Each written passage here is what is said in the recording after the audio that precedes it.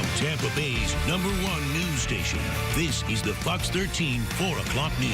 Hey guys, Jim and I are talking about what we Netflix watched this weekend. Even though the weather was so nice, I'm sure some of you still did a little Netflix action over the weekend. But the question is, did you sign on using your account or someone else's? Are you going to Netflix jail? Is there a such thing as Netflix jail? We're going to find out. While it may seem innocent, it really costs the companies that provide streaming services like Netflix, Spotify. It could cost them millions of dollars when people share passwords and that kind of thing. So let's talk about that.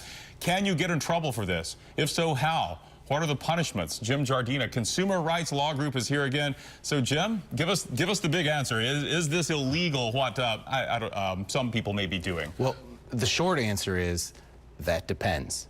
It depends on what passwords you are using and what passwords, you know, I suppose you aren't using, right? So we have a law, a 1986 law, called the Computer Fraud and Abuse Act. And what it does is it prevents people from making unauthorized access to computers. It was designed to prevent hackers, right? Think 1986. It hasn't been amended since 1986. It hasn't really worked well, some might say. I guess not. I guess it depends on what you're doing. But if you break this law, right, you can go to jail for up to 5 years. Okay. And there are fines, and people have gone to jail for this law.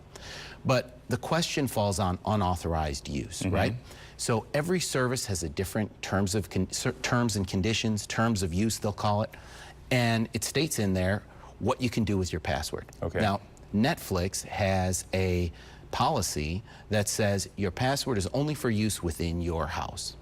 But when asked about sharing passwords, Netflix's CEO said, "I love people sharing passwords.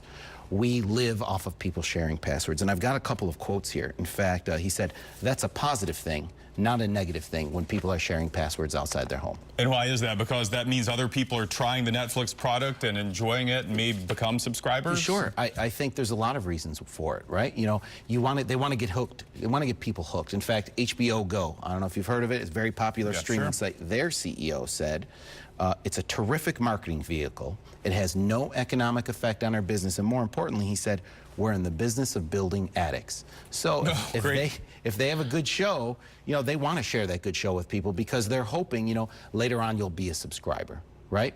So some services, it seems like the services fall into 3 categories. Services that want you to share, services that don't want you to share. So give us an example of that. ESPN, you know, people want to watch the ball game. Maybe you don't want to pay for a whole subscription. You just want to watch 1 or 2 games.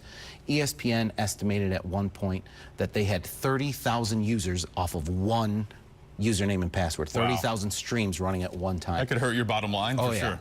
I guess it's about $3 billion a year that's lost due to this kind of sharing. Well, if they catch you, and we're running about 30 seconds, so quick answer, if ESPN or whoever, the broadband overlords, catch you sharing that, what could they do to you? Could they prosecute you? Yeah, civil penalties and criminal penalties. Oh, goodness.